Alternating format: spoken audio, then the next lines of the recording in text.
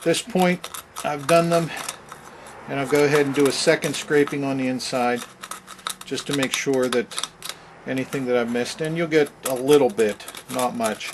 And then I'll go and do one more time, because I just like to make sure that I get an even distribution of gas out of all of my jets.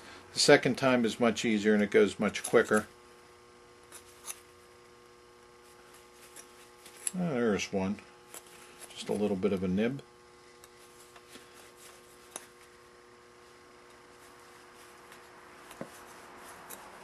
And another.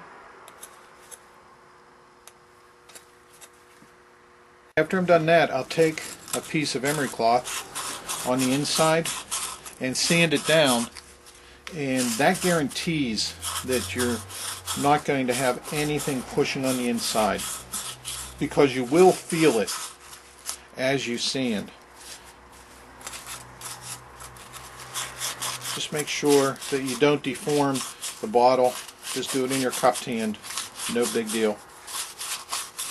And at this point you should be pretty well done with your bottom. For the neck of your bottle that you're going to be putting in, I'll show you what this does. And the only reason I used it is because I had it available. What I'm going to start to do, I believe, is to take and drill 1/16 holes down towards the bottom. They're going to be a little bit hard because the objective is to get your slot along this bottom edge to allow the alcohol to go from the inside of the container itself into the gasification chamber here. So with this tool, there is a little notch, and that retracts down and it puts a little square notch. So what I'll do is I'll take along that edge right at the bottom, push it in and notch it, and it puts that kind of a hole in it. It's a little bit of a notch that lets the gas go from the outside, so I'll do it at 180 degrees opposite to that, then 90 degrees to that, and eventually the fourth one in there, so that cardinal points north, south, east, and west you have holes. And as you can see, once this is inverted, it'll allow the alcohol to flow. This is what we have. We have our base, we have our neck. They're both at the heights that they should be, and if you look along the edge, they're pretty much at exactly the same height. The difference is that the bottom is a little bit curved up. So as you fit this down in, you're going to have a little bit of a lip standing up. But I'll show you how I handle that, and if everything works well, this will look good when I'm done. Now let's get on and pressure fit it. To pressure fit it, I just use a simple little block and a little bitty sledge. Take your neck, invert it down in, and on this table I'm right over the legs, so we should be good to go. I don't use an enormous amount of pressure. I'll do a bunch of taps on it and work it in slowly, nice and even. And at this point, you'll know if your pressure fit's going to work, because you can take a look around, and as you can see, the neck is partially gone in, and you can see there's a space at the bottom. That space at the bottom you see is the reason why you want the opposite end of this top to be flat. So put it back on, do the manly thing and beat on it some more, but use finesse. And as you look on the inside, you can see it's getting closer and closer, but it's not the same distance the whole way around. But that's because the top isn't going in level. So you just work it. And as you do, you look on the inside, and that tells you which direction you got to hit a little bit more.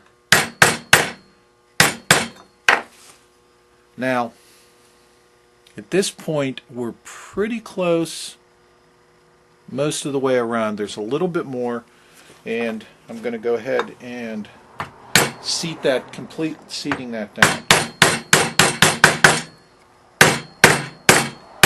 And you'll be able to tell when you're making contact with the bottom, because you'll see all your tools on your table jump around even more. But you'll just be able to tell. Now if you look in the bottom, way down in the bottom, you'll see the spaces, some minor spaces that you just have to put a little bit more. Now you don't want to put too much pressure, because the bottom of the neck will begin to buckle. So this is where you have to be a little bit more careful. But with a little bit of finesse, you should be doing pretty good. That's not too bad. There's maybe, I don't know, maybe about a 1/28 right there. Just a little bit more. Okay. So now,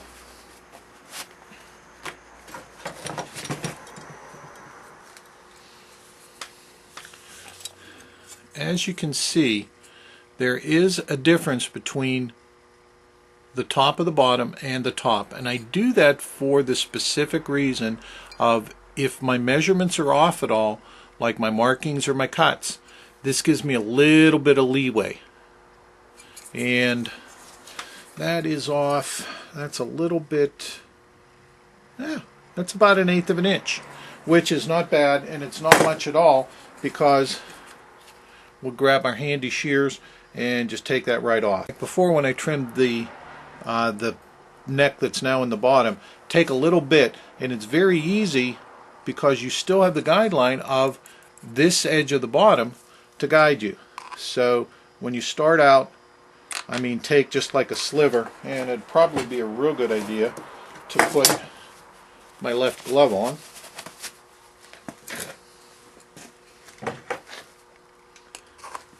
But with this, just to start cutting around.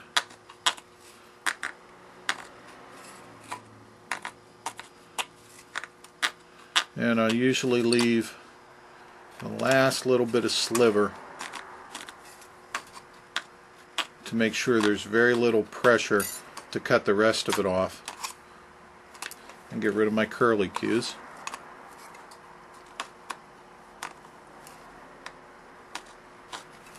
And remember, at this point you're making it sharp again, so you do have to be careful. The sharpest things here are those little curly cues. Now when you get down towards the end, you're going to have the guide of the top. You want to make them nice and smooth.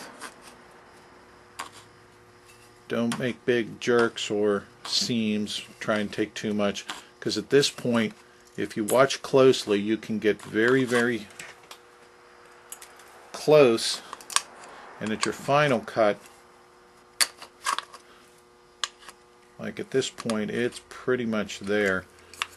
So that your final cut, all you have to do, well, your final part of it, all you have to do is hit it with some memory cloth. After your trim, even it out again.